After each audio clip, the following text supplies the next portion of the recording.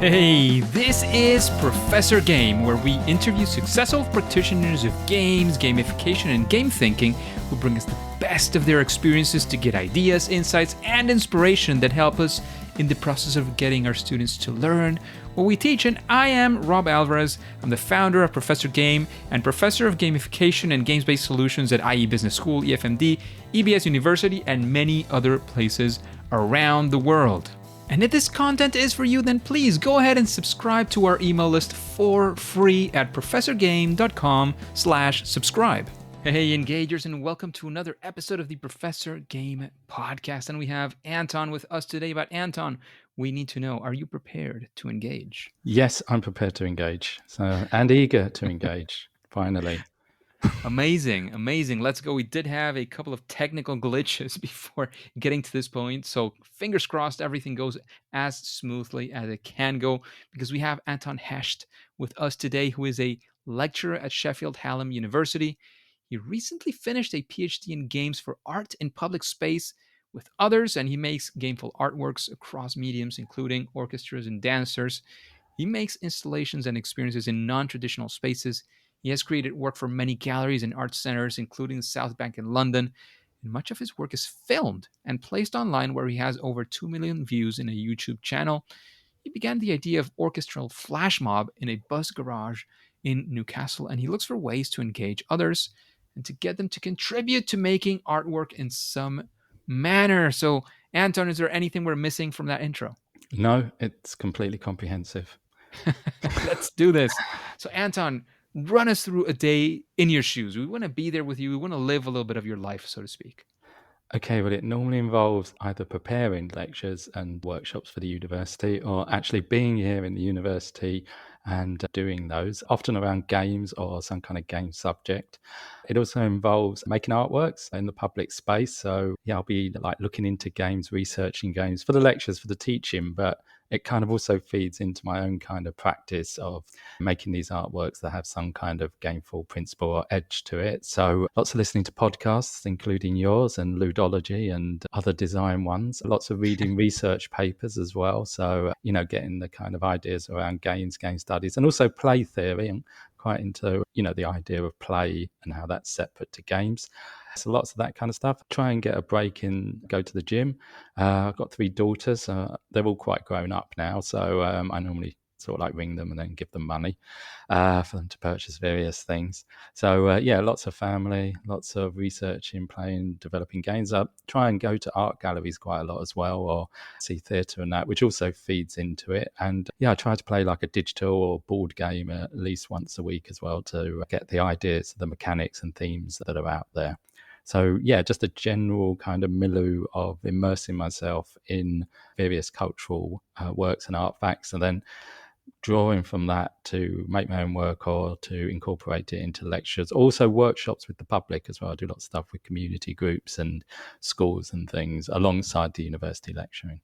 Absolutely. So plenty of exciting stuff, good entertainment as well, and getting inspiration from the places that you're looking for it for sure. So, Anton, I'm sure you've done plenty of things. Definitely going through a PhD has lots of ups and downs, as most people who have done that definitely know.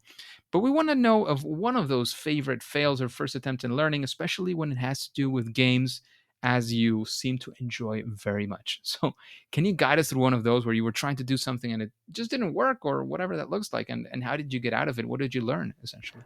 Oh, so many. Actually, I think one that just recently comes to mind is actually I'm quite interested in folk games as well. So like traditional games, like, like rock, paper, scissors and things like that. So, and using those as a kind of base for making like kind of modern game for artworks. And I was doing a workshops with the students. I was quite into what's called those paper fortune tellers, the origami ones. I don't know if you know them. So they're sometimes called coochie catchers. So you write numbers at the top and you fold it and then you can manipulate it. I think so. If you can They're send quite, us a picture, we'll I put it will, in the yeah, show notes as well, they're quite well just in known. case. So, and then you move them around, you can lift the flaps and you get questions, and then you have to give answers to them underneath. Anyway, I thought with the students, I'd set a kind of assignment where we could use those, and they had to make them and then try and turn them into like better games. So, the thing with folk games, they're often seen as lesser games because they don't always have a goal or a kind of hard mechanic or anything.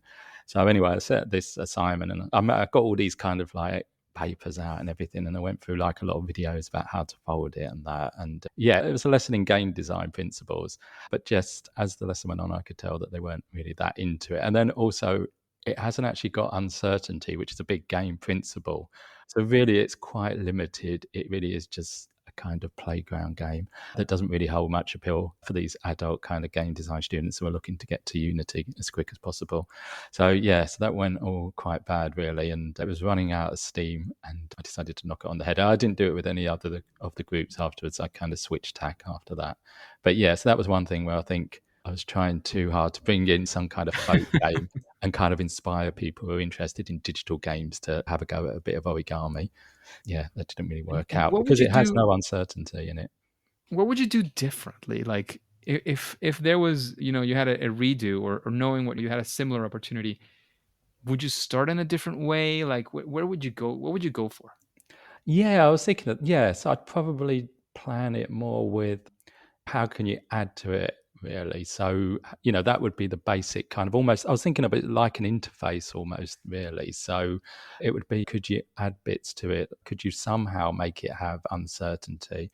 I think it's the fact that you just write on it and then it's like stuck, that it doesn't change. So if they could have bits that they stuck on top or something. So it might be that the challenge is take this origami object that is quite static and doesn't have any element of uncertainty, and how could you put uncertainty in it? So I'd probably change the learning kind of drive for it and make them try and find ways to make it more gameful in some sense. So yeah, rather than just plonking them down something and say make a game with it, give them a more kind of strategic focused concept, such as create uncertainty from this object. Hmm. Good stuff. Good thinking, for sure.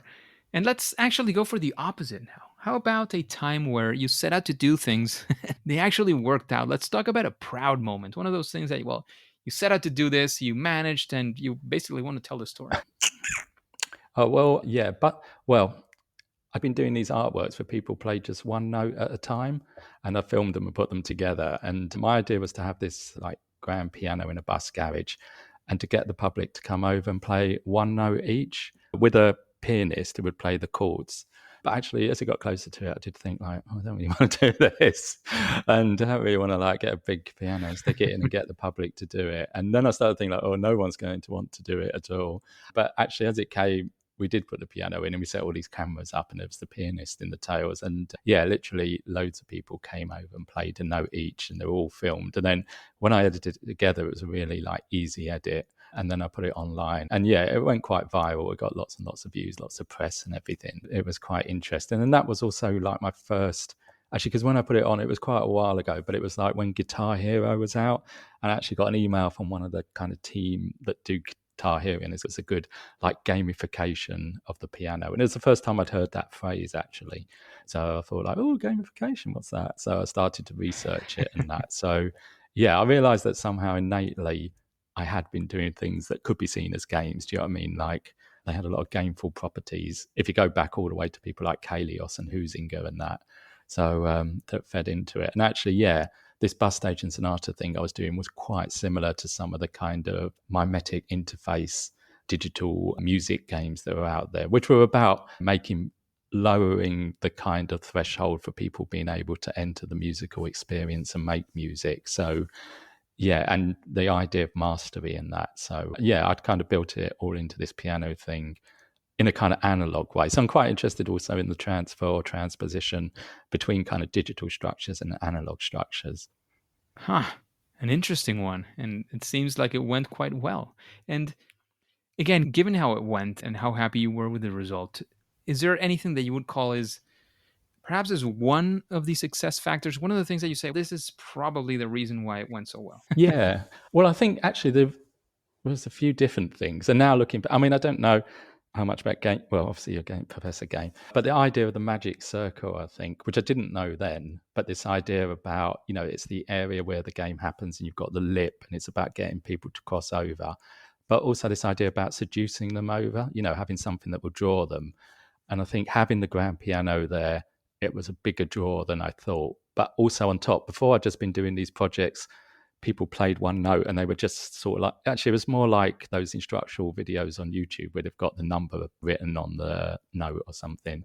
Whereas with this, having the kind of pianist next to them with the tails, that kind of human, almost like a games master, to introduce them and show them which key to press, and then doing it with them, I think gave them an added sense of security and safety. Also, some of the qualities of the magic circle, to come over, cross the lip, and enter the kind of experience in a sense. So, yeah, having the additionality of an actual pianist there, and also the fact that it was a full-on grand piano, not just one of those cheap stand-up things, kind of created like a world apart, but in the, as they say about the magic circle, it's a world apart, but in the world. An interesting one for sure. And given your experience, and I know you've just given us an insight into a couple of them, but given that you've done plenty more of this, I'm sure that when you approach an idea that you want to use games on, or use these approaches on, probably have some way of doing things, like let's call it, or maybe it's called a process, a series of steps. I don't know. We basically want to be there. If you were creating something, what would be happening? What would be the things that you would do, essentially?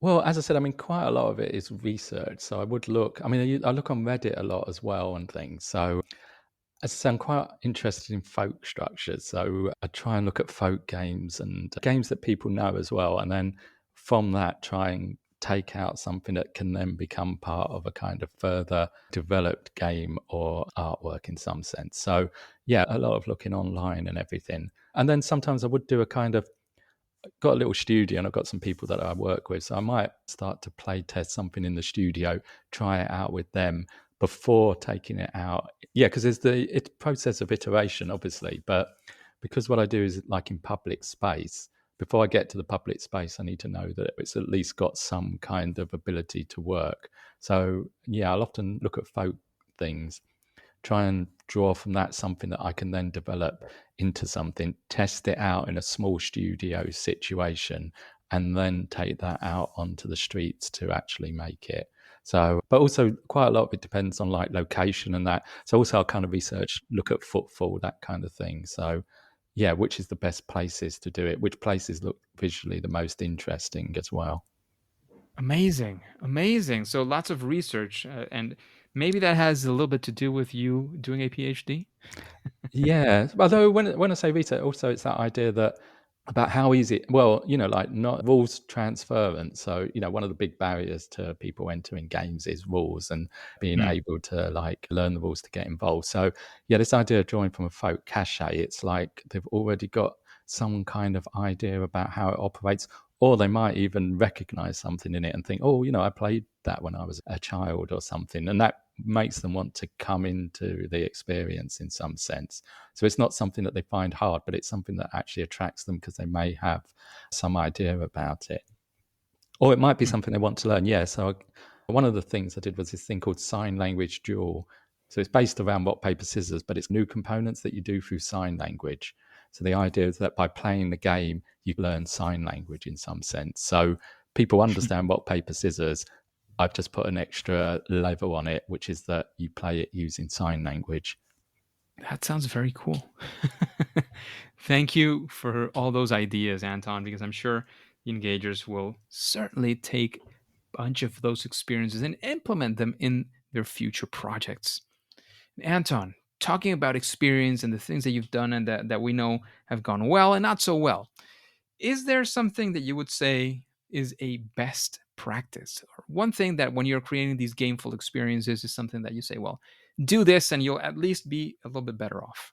Yeah, I don't. Well, it's difficult. I suppose it's think of each end of the project. So, in some sense, what's the objective? What are you making? And then maybe what's the outcome?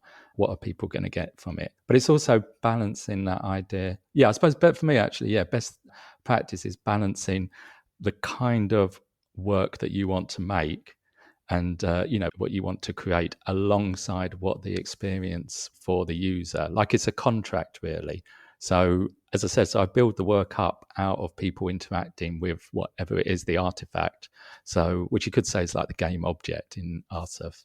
The idea is though that for people to come and have a go and get involved, they must get some obviously reward from that, some kind of pleasure or excitement or something. So balancing the need for you to want to create something and make something with others Mm. alongside what the others get from that in terms of experience and enjoyment. And it always, that kind of statement is easily, I want to say, confused by some people when thinking, and this is a typical confusion I've seen when you're talking about gamification, gameful design, and so on. When you say this, sometimes people think, "Oh yeah, you have to give them points and rewards and all sorts of extrinsic things," and that can work. I'm not saying you don't use that; it's not ideal, but sometimes you do need them. But there are other things that you can say. It can be about the experience, as you were saying. There can be about expressing their creativity. It can be about many different ways in which people can engage. And there's many ways to motivate people. And you can see this in many different types of games. It's not always about getting more points. Sometimes, as you were saying, it's just about getting a better experience in some way, shape, or form.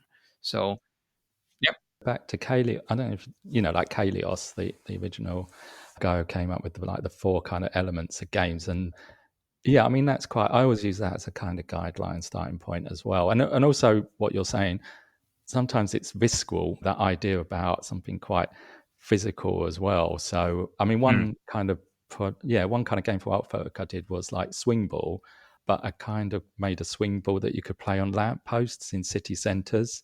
So it's the idea that obviously it's almost a kind of casual game, swing ball, because it's taking tennis and making it easier for people to play. It's something people in their kind of like knowledge base will have an idea about how to play swing ball. It can be a bit not that exciting a game if you just play it in your back garden. But the idea that people got the freedom to play it in the street and there were people walking past and everything, and they were in the middle of the town centre and this lamppost had been turned into a swing ball. People found that quite exciting and they actually played up to it. So also this idea, if people get excited, they get quite performative. So I mean, there's Bart Simon's research about the Wii where it talks about gestural excess. Like when they play Wii tennis, rather than just using their wrists and lightly moving around, mm. people do all the moves and that. So sometimes it's about providing them with the opportunity to be transgressive while playing the game or something that gives them a kind of energetic kind of dynamism. So the Amazing. location of the game can be important if it's that kind of thing. Like with Pokemon Go and things, it allowed you to take over cities and things. Totally, totally. There's with Pokemon Go, I remember the good and the bad, right? It's like Yeah. got people But it's, going, yeah. plenty of people walking, and then the Well, the risks of, idea of playing in public and that. So, yeah. like society accepts children playing in public hopscotch, but there seems something quite transgressive if suddenly adults start to, some person in a business suit or something is doing hopscotch in the middle of the street. Yeah. Yeah, totally, totally. I love the idea for sure. Anton, as you mentioned, you've been a listener for a while. You've heard many of the guests for sure. Is there somebody that you say, well, I wish we already had an interview with this person or that person, or I don't know, sort of a featured guest perhaps for Professor Game? Have you had Espen Arsuf? I've not heard him on your program. Whom? Espen Arsuf. Is that how you No, say it? no. I have no idea. I hadn't heard it Espen, before. no, the guy who came up with cybertext and wrote the implied player how to do game research, but he also wrote about the first kind of interactive fiction. So he runs the online game studies website. So yeah, so he wrote Mm, about interactive fiction. So that's the idea, narrative. Yeah, so he came up with the concept of egodic action, which is that people have to do something in order to affect the narrative. So that was pre-game studies when he started that. So he was looking at like adventure books. But obviously that then transferred into like, digital games and board games and that. So yeah, so he came up, he's big in game studies and he came up with one of his big books is of theories and research is the idea about that players do actions that affect the outcome. So the idea of uncertainty, which I've already mentioned on within cultural products hmm. and Interesting. participation and that. So yeah, Espinaza would be probably quite amazing. Absolutely. Absolutely. It sounds like an exciting one for sure. And you mentioned one of his books. I don't know if that's what you want to go for or something entirely different. But is there a book you would recommend your fellow engagers? Well, I mean, other people probably said about like Zimmerman's Rules of Play. So, it's kind of like the Bible of kind of game design a bit. So I might be wrong. Maybe it's not. Maybe it's just I think that. So Eric Zimmerman's Rules of Play. So there's lots of interviews with different game designers and things like that. And it's used quite a lot as a textbook in game studies. But it is very informative. And yeah, I read through it quite quickly. It's got lots in it. Amazing, amazing, fantastic book for sure. And talking about recommendations, let's actually focus on you, Anton. What is it that you do better than at least most other people? Because as you've heard me say many times, when it's a superpower, it doesn't mean it's exclusive, that you're the only one who has it. But what is that thing that you think lights you up and that perhaps, again, you've done so much, probably do better than other people? I suppose it's a way to take game structures, game ideas, and transfer them really quickly and instantly into quite exciting artistic experiences. So, yeah, just the idea of making things quite quickly and simply that can have some kind of impact and get people involved. So, I guess that's mine. So, like an immediate iteration, like a kind of quick prototyping, really, in some sense. Amazing. Amazing. And that's really important. Every time we're making a workshop or a class where we're talking about gamification, gameful concepts, the idea of having rapid prototyping cycles is crucial because that's where you actually get the opportunity to see if whatever you're doing makes sense or Yeah, not, I was essentially. just taking the students through this morning through those 5 podcasts that you did about, creating gameful products, so gamification products. So yeah, I was taking those. And your first one, like you say about objective as well, have the objective about what you want to make. But I think the third one, you do talk about rapid prototyping and that.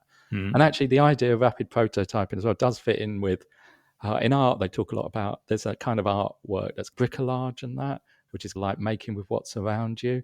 So rather than using like expensive art materials or taking long time to cast things and that, you just get lots of material that's around you and piece it together and make like a collage or bricolage or something. And yeah, as I got into games, I realized that rapid prototyping has a lot of that kind of bricolage, making instantly with what's around you kind of context, collaging and that. Amazing. Amazing. Those are two concepts I had never heard put together, but after you hear it, you can't unhear it because it Yeah. makes sense, right? Well, if you think about surreal, I don't know if you know about it. Yeah, like surrealist. Actually, so there's lots of arts movements that have been interested in games and surrealism. They did the exquisite corpse idea, which once more is about uncertainty and confusing authorship. Where each person draws one bit of a drawing but doesn't see the other ones. I don't know if you might have heard that. But yeah, so there's lots of ways that like art and art groups have been quite interested in using gameful properties already. So, and yeah, I did this chess piece where as you played chess, it kind of made a drawing. And there was a work by John Cage, the musician, and Marcel Duchamp, where they played a chess game. And when you moved the pieces, when it touched the square, it made an electric sound. And so that was like the musical score that came from the play. So, yeah, so that's one of the other ideas around game. Like it's about breaking open the kind of play cycle, the kind of relationship between the player and the game object, and having some outcome that's beyond just the play move in a sense. It's a kind of maybe a kind of trace or document or a kind of recording. So through playing the game, you actually expand it and make an artwork from the moves. So the moves are still intrinsic in the game, but they create something afterwards. That's quite a good way of thinking also about if you wanted to make something like an artwork from a game. Amazing. Amazing. And in a way, and you being an artist, this might be an interesting question for you is there's been discussion around whether games are pieces of art themselves, video games especially, that they have so much artwork within them. What would you say to something like that? Does it sound weird? Does it make sense? How does it make sense or not? Yeah, well, here we've got the Game Museum in Sheffield. So, and they've just recently had an exhibition of game art. So there is a big crossover. And yeah, obviously, games are art. So, I mean, obviously, I'm saying that, but I teach here, one of the subjects is game art. So you could say there's game art, where people devise the kind of artifacts and everything and the kind of elements that are in it and the design principles that go into that. But actually, gameplay itself, the experience, that's also the aesthetic, the play experience of it. So, as in something like Wii Tennis or Dance Mat, you're almost making people into performers. So, games actually have an added aesthetic over other artworks, as they can get people to move and kind of act in a certain way. So sometimes I think of games as almost like scores, like a piano score or a dance score. It's a kind of structure like the rules that people enact, and that creates the kind of game artwork in a sense. So yeah, it's like at the game museum, they've got Monument Valley. I don't know if you've ever played that game, but yes, that's an incredibly strong piece of art, really. And it's based on Escher and Impossible Worlds and the confusion between dimensions and that. So, I mean, it's aesthetically beautiful, but the actual gameplay itself is also, the gameplay experience is also, you could say, beautiful in some sense. And there is lots of crossovers. What's it like? I think of Shadow of the Colossus, isn't it? That game with the massive creatures and the way that they're shown and everything. There's a big crossover with ideas like the sublime in art and that. And as I said, there was like the Fluxus group in like the 60s. They were big into games, and they used to do a lot of things with chess sets and that, and make interactive games for people to play as well. So actually, Yoko Ono did a famous artwork with chess called White Chess, where both sets are white pieces. So when you play it, you get confused about which ones are yours. So yeah, I do think, games are obviously art. So Monument, I mean, lots of games are in art galleries now as well. So like MoMA has shown Jason Romare and things. So, I mean, it can be hacking games, it can be game artwork. Actually, even avatars, there's a lot of avatars that have been constructed that you could say they're pure artwork in a sense. Yeah, totally. So I completely agree. I just wanted to, I don't know if we've had this mixture of art and games before. I can't remember if we have formally had, an artist or somebody who's really dedicated to this world. So I thought it could be an interesting perspective as well, because again, you never know. My perspective as an engineer is definitely not half worth in the sense of art to what your perspective can have. So I wanted to make sure I got that answer. So Anton, we get to the difficult question now. What would you say is your favorite game? Well, it quite possibly could be Plants v Zombies, which I don't know if you played that, but yes, I did become addicted to that for quite a while. At the moment, I'm playing Marvel Snap, which I'm finding quite intriguing. I would say Plants v Zombies was possibly, I mean, I did play games back in the day and things, and from sort of like Space Invaders onwards. But I don't know, there's something about Plants v Zombies. I played Zuma, which is the PopCam game before that. So I suppose they're all kind of casual games. So I'm not like a hardcore gamer in some sense. I quite like, those kind of easier to access and enter games. Amazing. Thank you for that as well, Anton. And before we finish the interview, we want to know where we can find out more about you, your work, anything you're thinking about. Of course, if you have any final words, any piece of advice you want to leave us with, then as you know, we will say it's game over. Yeah, well, there's the website, which is my name.wordpress.com. If you type me into Google, you'll probably get my YouTube channel that's got a lot of stuff on. And I've also got a research. If you type in Anton Hecht research, you'll get my research website, which has got a lot of the works I made for my research. So, and if you go on ResearchGate, you can read the Ph.D. as well that I've just finished in games under my name, Anton Hecht, as well. Yeah, I suppose the thing I'd leave is that, games are, and I think a lot of people that are making games are actually making artworks as well. So I would say that people, if you're making gameful experience or gamification experiences or anything like that, think about the aesthetics and then think, is there something beyond the actual gameplay itself that makes it into an artwork? And is that something you could use maybe to actually even increase the power of the gamification? Interesting and deep. Thank you for that reflection, Anton. I think we can profit from that one, and thinking about things in a different way is always, precisely what brought in the perspective of using games for things that are different from entertainment and what some people would call escapism. So thank you for that as well.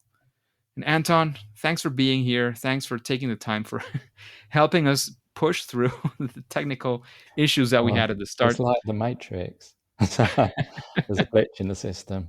So I liked it when you went backwards and that bullet sort of just went through you. And that was amazing the way you did that. Totally. So thanks again for being here, for going through all of this. However, as you know, and the rest of the engagers know as well, at least for now and for today, it is time to say that it's game over. Hey, engagers, and thank you for listening to the Professor Game podcast, and I hope you enjoyed this interview with Anton. And if you have any questions that you would like to ask future guests, please go to professorgame.com/question and ask your question. Once selected, it'll come up in a future episode and you'll get your answer live with a guest. And remember, please, before you go on to your next mission, before you click continue, remember please to subscribe using your favorite podcast app and listen to the next episode of Professor Game. See you there.